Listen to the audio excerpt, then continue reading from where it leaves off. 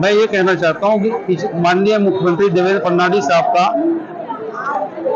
पिछला 2014 का जो उन्होंने शपथ लिया, सीएम थे 5 साल, सबसे बेहतरीन कार्यकाल उनका था। आज वो फिर 5 साल के लिए शपथ ले रहे हैं।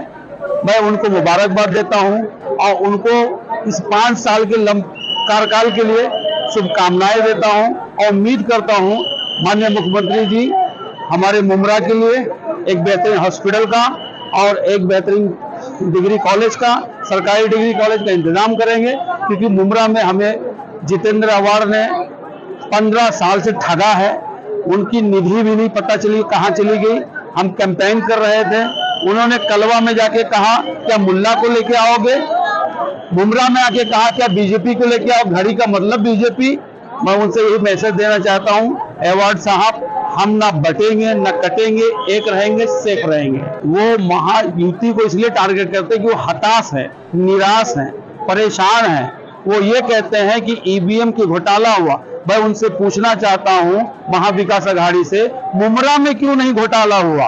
मुमरा में 96,000 वोट से जितेंद्र अवार्ड साहब जीत गए, तब वहां घोटाला नहीं हुआ। हम जब 232 सीट जीते महायुति, तब उनको घोटाला नजर आता है। छत्तीसगढ़ जीत गए तब उनको घोटाला नजर नहीं आया। अरे सबसे बड़ा घोटालेबाज जितेंद्र अवार्ड और उनकी कंपनी है, उनकी कंपनी वही है जिसका नाम है महाविकास अघाड़ी। सबसे बड़े घोटालेबाज, 65 साल से उन्होंने पूरा देश का घोटाला किया। आप उसका हिसाब तो दे दें। 65 साल से कांग्रेस ने हमें ठगा, हमें डराया गया कि मुसलमानों बीजेपी के साथ नहीं जाना, तो बीजेपी आपको कच्चा खा जाएगी। मैं उनसे पूछना चाहता हूं, 15 साल से 12 साल हो गया, माननीय मुख्यमंत्री प्रधानमंत्री आदरणीय मोदी जी हर योजना सबके लिए लाए हैं। उन्होंने कहा था कि मुसलमानों को डरना नहीं, एक हाथ में लैपटॉप रहेगा, एक हाथ में कुरान रहेगा। भाई यही मैसेज लेके हम उनके साथ हैं। आज मैं 10 साल से मुमरा का काम कर रहा हूं, लेकिन जितेंद्र अवार्ड सबको डराते रहते हैं। जो भी उनके खिलाफ आवाज उठाता है उसको मुमरा से तड़ी पार कर देते हैं। हम 5 साल अब उनके खिलाफ पूरी मजबूती से लड़ाई लड़ेंगे और वहां के विकास के लिए संघर्ष करेंगे।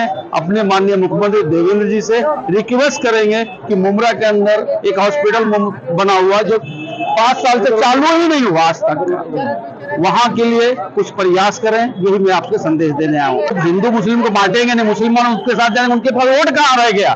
खाली मुसलमान के अलावा उनके पास वोट है ही नहीं, और उसके बाद कोई वोट नहीं। हमारे सारे भाई तो हमारे साथ हो गए, महायुति के साथ हो गए, और कहाँ गए? बच्चे खुद तो उनके लोग हैं। हमारे 5 कम से कम 8% इस बार हमें मुसलमानों ने वोट दिया। मैं पूरे महाराष्ट्र के मुसलमानों को मुबारकबाद देता हूं, जो ज्यादा से ज्यादा वोट देके 232 सीट जिताया, इसलिए उनका बहुत बहुत। अब उनकी जिम्मेदारी देवेंद्र फडणवीस साहब की जिम्मेदारी है मुसलमानों की इज्जत का, जान का, माल का हिफाजत करना। हमारी सरकार पूरे महाराष्ट्र के मुसलमानों की करेगी। ये मैं यही संदेश देने आया हूँ। भाई लंबी कार्यकाल के लिए मैं दुआएं देता हूँ, सब कुछ है। लंबे कार्यकाल के लिए मैं उनको दुआएं देता हूं। देवेंद्र फडणवीस जी, एकनाथ शिंदे साहब को, अजीत दादा पवार साहब को, एक साथ रहेंगे, सेफ रहेंगे, लंबा कार्यकाल चलेगा। हम महाविकास अघाड़ी को 2029 में भी भगा देंगे। उनको एक राज चलेगा, हिंदू मुस्लिम साथ चलेगा। हमारे न्यूज चैनल्स को सब्सक्राइब करें, लाइक करें, कमेंट्स करें, शेयर करें और घंटी का बटन प्रेस करें, ताकि आने वाली हर वीडियो और अपडेट्स की नोटिफिकेशन आप सभी को मिलती रहे। जय हिंद, जय महाराष्ट्र।